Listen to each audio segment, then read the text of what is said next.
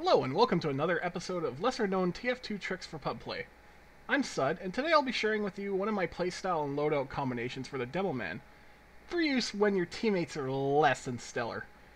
I call it the Super Coward Demoman, and it centers around doing a good amount of damage while emphasizing survival, so you don't end up being the martyr for the team when your teammates refuse to take to the front lines. To do this setup, you will need the Eyelander, the Charging Targe, and the Grenade Launcher. This style of play is best suited on payload style maps where your enemies are going to be expected down a set path, with choke points that maximize the effectiveness of your grenades. While you lose the sticky launcher with this loadout, you gain a large amount of fire and explosive damage resistance, a charge that can be used for quick retreats, and the potential to gain scout speed and soldier hit points if you make good use of the Eyelander.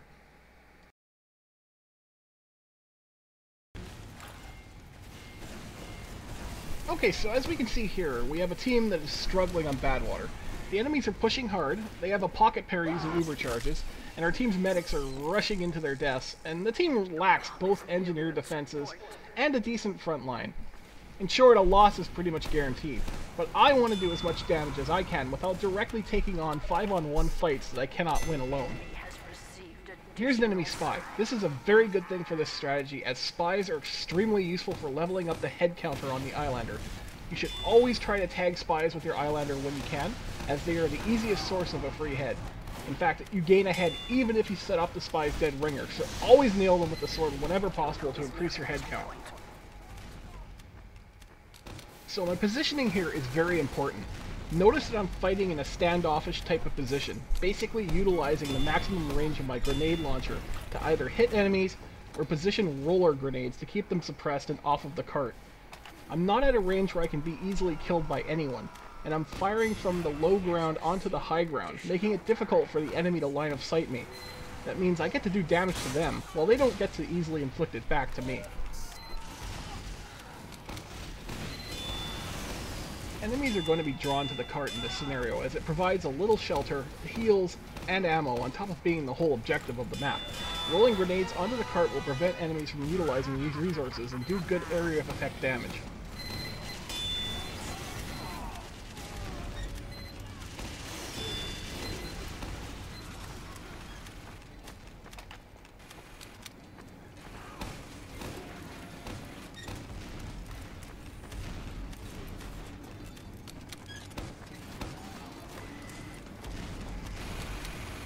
I received another chance to get ahead from a spy, bringing my head count up to 3, one short of the maximum effect. I'm already getting pretty fast and have a great hit point bonus, which will allow me to become a more aggressive coward.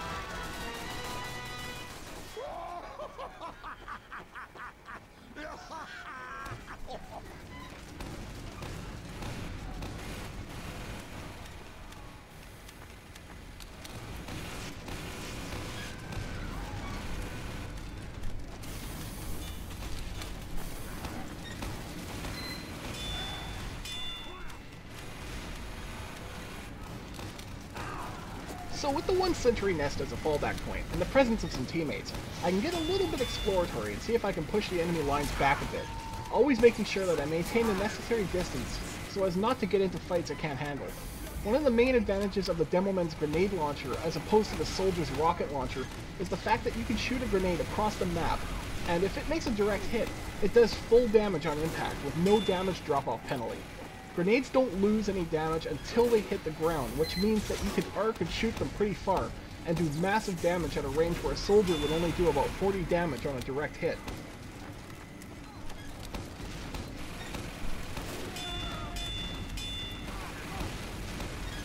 So this Demoman decided to leave his medic high and dry.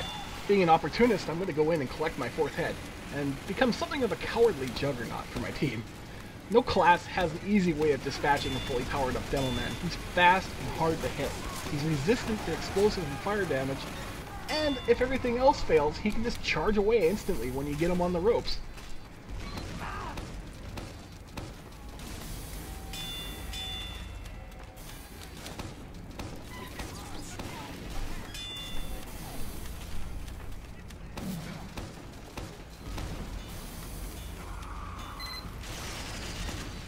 Here's another example of the great range on the pipe launcher. 112 damage on a scout that was quite a distance away.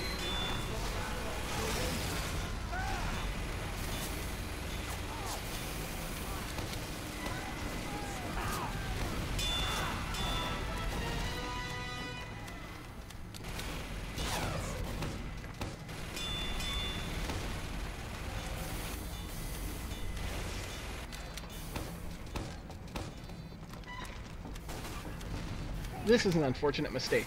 I actually thought I got crit by a sticky embedded in that pile, but it was just all four of the stickies rolling maximum random damage on an outer blast hit. I'm attempting to survive by using the charge and charge as a double jump to reset the fall damage, but unfortunately that doesn't work. However, it's still a useful tactic because it allows you to break yourself out of being unable to control your character while in an air juggle from an explosive or an air blast. If someone's got you locked in the air, spin around and use your shield in midair to break out of the stun and dash to safety.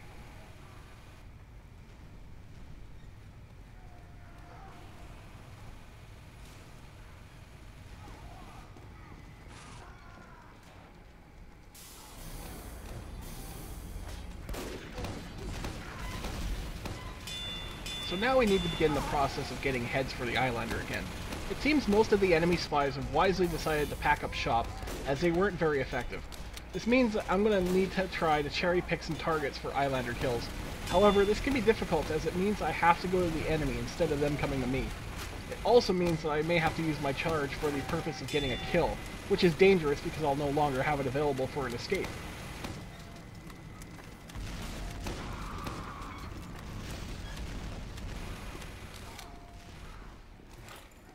So here I spot a sniper and use my charge to secure the kill. However, in doing so, I've really pissed off a demo and medic team. Their response is unfortunately to blow Uber on me. My charge is not charged yet, so I'm in a lot of trouble here. However, I do have one head on my Islander from the sniper kill, which means that the Uber demo, who's trying to bottle me, can't quite catch up with me. He actually rams his charge into me as my charge becomes available once more, allowing me to escape, and probably sending the medic who Ubered him into conniptions. And this is just a glitch in recording. I'm not actually receiving a crit streak, nor am I shooting crits. It'll go away on its own in a bit, though.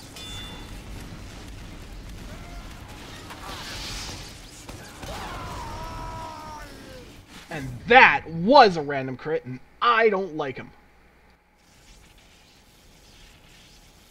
And so, just to recap what we've been doing here, we've done a fairly decent job of keeping the enemies off the cart, and the effect has been pretty good since the beginning of the map, where the enemy was just pushing the cart with almost no resistance at all. We've held them off for a good amount of time, while only dying twice, both deaths to elements of randomness within the game. And to top it off, we've gotten a good amount of kills, and even forced an Uber charge.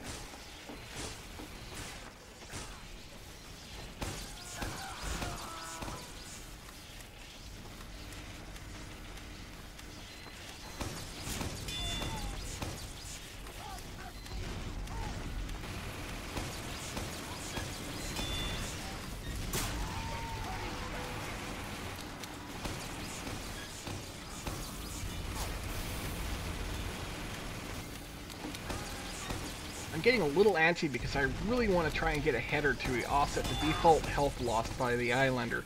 So I'm going to be a little bit more forward than normal. I don't want to get into an explosive swap with a sticky wielding demo, so I take up terrain more advantageous to me and see what comes at me. It's a little bit too much to handle, so being a coward, I just make sure I have an escape and move back to the engineer's base to heal and hopefully find a better fight.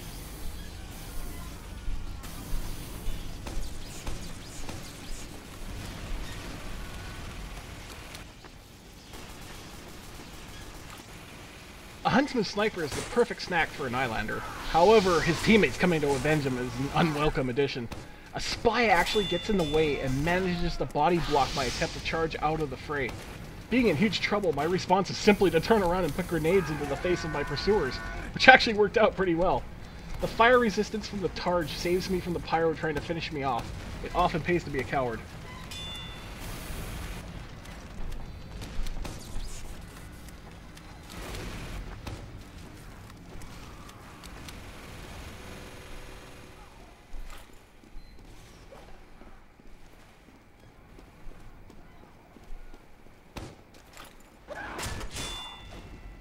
And here's an opportunity to score some head. Yeah, I know how that sounded. Again, make sure you chase down and smack that dead ringer spy. He's really on your side, at least in that capacity.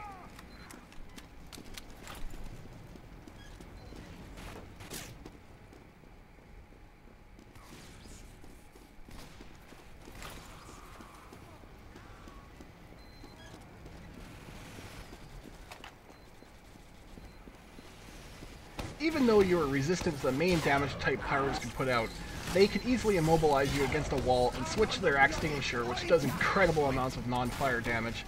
So it's best not to mess with pyros and to keep them at least at arm's length.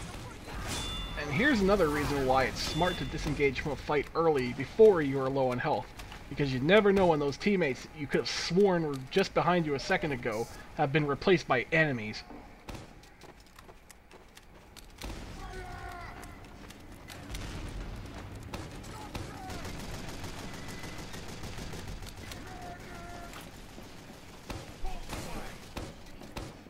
Mission ends in 60 seconds.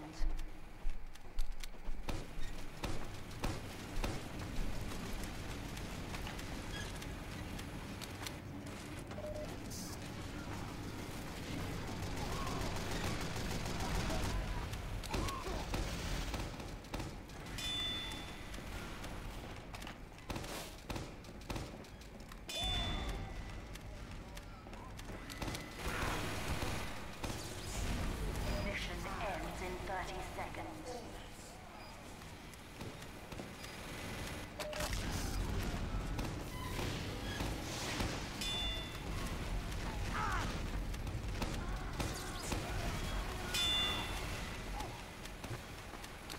I'm taking a lot of damage here and I'm getting forced out, so I make use of the charge to get me out of there so I can get some health.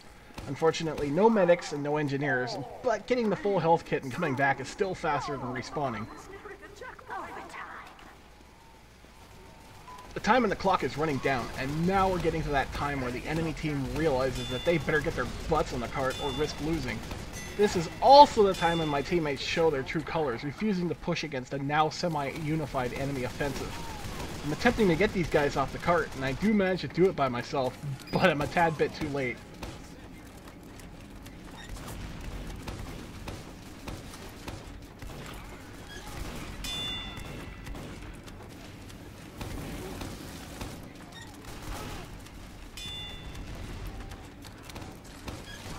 Super Coward demos tend to beat Demo Knights, as using explosives as a melee weapon is a perfectly acceptable form of melee.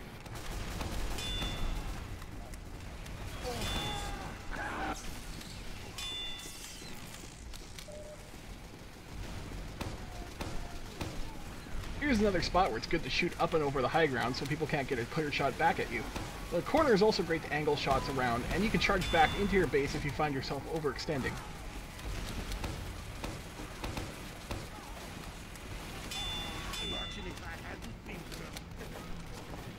Stand on the point, you stick!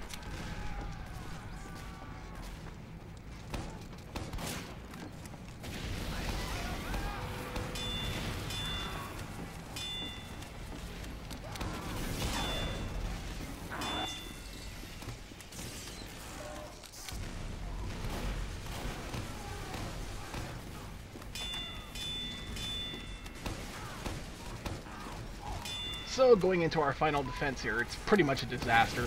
No engineers for area denial, the medic is healing a brass beast heavy, and there's no organized defense whatsoever. We've gone pretty much into full deathmatch mode. That's a pretty good way to get a free head though. Smack a pyro out of the air after you pop him into the air with a grenade. And so after a spectacular display of W and mouse one, all of our defenders die, and the enemy team only has to get by me to win the game. I'm gonna have to improvise. Once again, I jump into terrain that suits me and affords me shelter against the heavy bullets. A pyro tries to jump in behind me, but I charge back towards the door and deny him the flank. I clear what I can, going back into the spawn for health and ammo because I simply do not have the time to reload my grenades due to too many enemies on the cart. This buys us just a little bit more time, as my grenades and a pyro on the cart actually manages to wipe out a good portion of the enemies pushing it.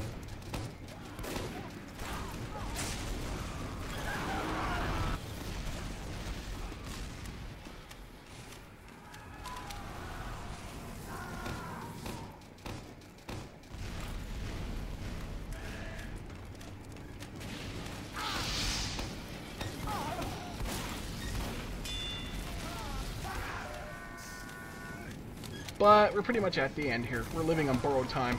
Snipers are picking off the few defenders mulling about. It's only going to take one more grouped enemy push to win this for them.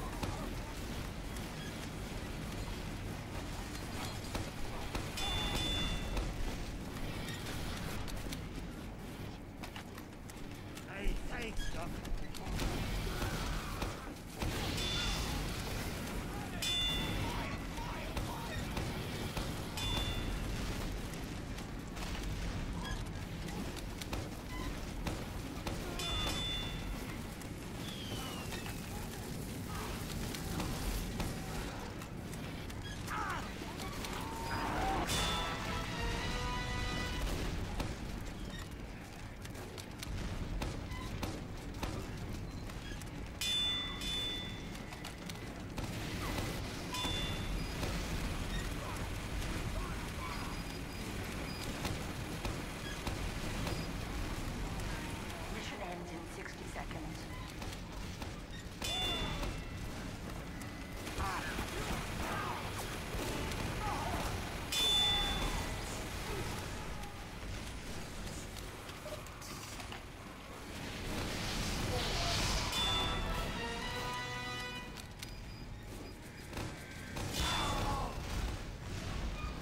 And there you have it.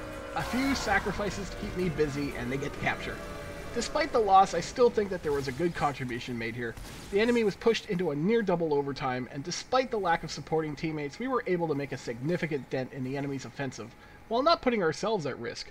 The perfect balance of coward and credit. That's all for this episode of lesser known TF2 tricks for pub play. As always, I'm Sud, and I hope you enjoyed this video, and perhaps decide to share some of your own cowardice on a pub server near you. Have a good one.